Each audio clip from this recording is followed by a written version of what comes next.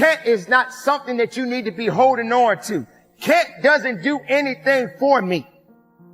And it shouldn't do anything for you. What it is that you are seeking in your life and what it is that you are going for in your life cannot be attached to it.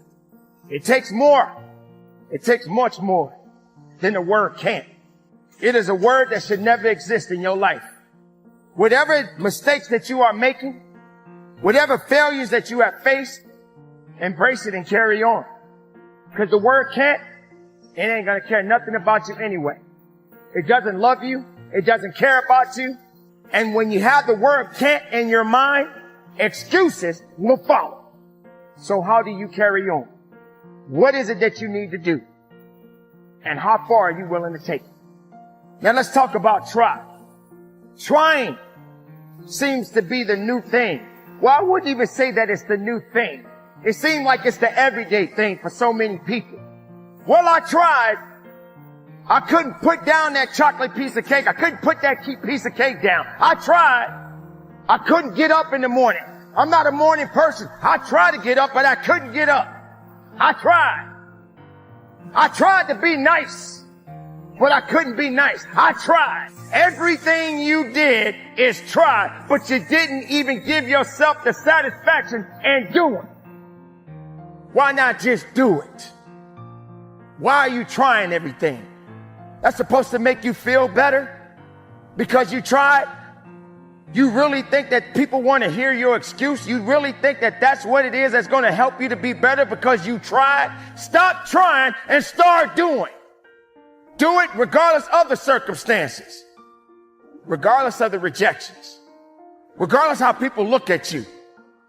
In fact, stop letting people dictate you.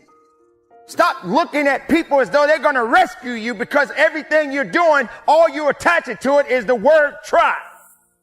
And you're looking for somebody to say, hey, that's okay. At least you tried. No, stop trying.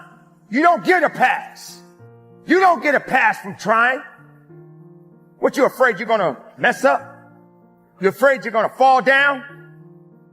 You're afraid that it's going to be over because it didn't go the way you wanted it to go?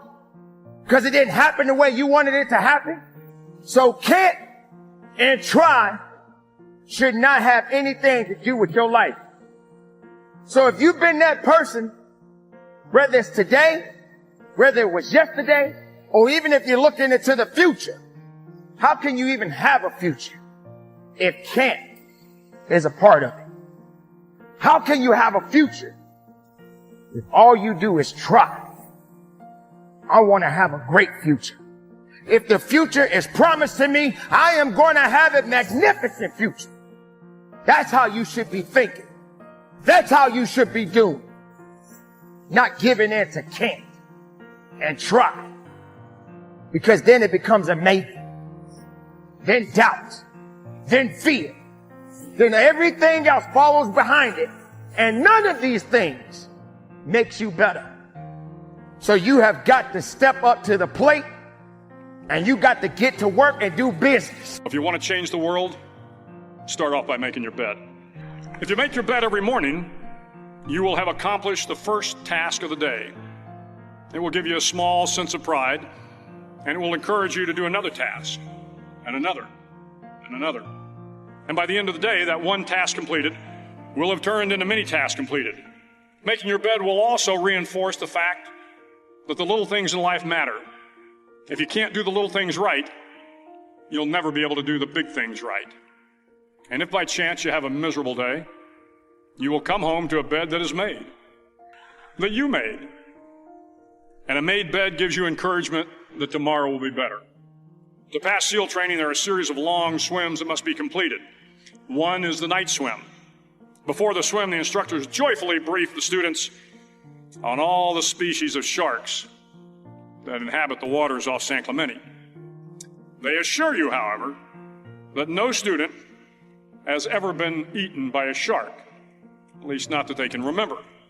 But you are also taught that if a shark begins to circle your position, stand your ground. Do not swim away. Do not act afraid. And if the shark, hungry for a midnight snack, darts towards you, then summons up all your strength and punch him in the snout, and he will turn and swim away. There are a lot of sharks in the world.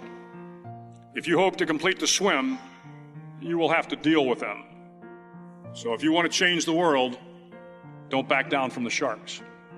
Over a few weeks of difficult training, my SEAL class, which started with 150 men, was down to just 42.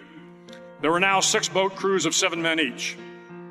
I was in the boat with the tall guys, but the best boat crew we had was made up of the little guys, the Munchkin crew, we called them. No one was over 5'5". The Munchkin boat crew had 1 American Indian, 1 African American, 1 Polish American, 1 Greek American, 1 Italian American, and 2 tough kids from the Midwest. They out-paddled, outran, and outswam all the other boat crews. The big men in the other boat crews would always make good-natured fun of the tiny little flippers the Munchkins put on their tiny little feet prior to every swim.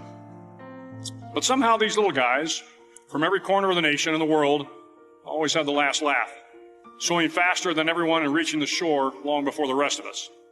SEAL training was a great equalizer. Nothing mattered but your will to succeed, not your color, not your ethnic background, not your education, not your social status. If you want to change the world, measure a person by the size of their heart, not by the size of their flippers. The 9th week of training is referred to as Hell Week. It is 6 days of no sleep, constant physical and mental harassment, and 1 special day at the Mud Flats. The Mud Flats are an area between San Diego and Tijuana where the water runs off and creates the Tijuana Sloughs, a swampy patch of terrain where the mud will engulf you. It is on Wednesday of Hell Week that you paddle down to the Mud Flats and spend the next 15 hours trying to survive the freezing cold, the howling wind, and the incessant pressure to quit from the instructors. As the sun began to set that Wednesday evening, my training class, having committed some egregious infraction of the rules, was ordered into the mud. The mud consumed each man till there was nothing visible but our heads. The instructors told us we could leave the mud if only 5 men would quit. Only 5 men, just 5 men, and we could get out of the oppressive cold. Looking around the mud flat, it was apparent that some students were about to give up. It was still over 8 hours till the sun came up. 8 more hours of bone-chilling cold. The chattering teeth and the shivering moans of the trainees were so loud, it was hard to hear anything. And then one voice began to echo through the night. One voice raised in song. The song was terribly out of tune, but sung with great enthusiasm. One voice became 2, and 2 became 3, and before long, everyone in the class was singing. The instructors threatened us with more time in the mud if we kept up the singing, but the singing persisted. And somehow the mud seemed a little warmer, and the wind a little tamer, and the dawn not so far away. I was paying real close attention to all the messages my mama had gave me over the years. I started reading the Bible again and started really understanding that I needed some help here. Took 3 years of homelessness and then a couple other bad decisions. Got it together, probably about my first car when I was 38 years old. First car I ever owned in my name. Bought a car when I was 38. Messed around, got a phone call from the Apollo. Got on TV at 38. Been on TV ever since. And yeah, see, you're gonna make me cry, boy. I don't feel like that. That was one of the great things about it. She was able to see me, you know, because I wanted her to see me, you know, because she had prayed for me so hard. I just wanted her to see her boy turn himself into something. I gave him money, bought him houses, cars. I bought my mama a house, took her to Texas. She didn't even want the house. How I'm gonna go to church down here? She didn't want the house because it was 700 miles from her church. And then my daddy didn't want the house because they don't play numbers in Texas. And I bought the house in the dry county and they ain't got no liquor store. So now my father trying to figure out how I'm supposed to live. I can't play numbers and I can't buy liquor. So I had to sell the house, get my money back, fly him back to Cleveland. So all he said, I said, well, Daddy, what you want me to buy you? A new car? And my daddy always wanted a Cadillac, so I bought my daddy a Cadillac, remodeled my mama's whole house. It was embarrassing. She wanted brand new walnut paneling and brand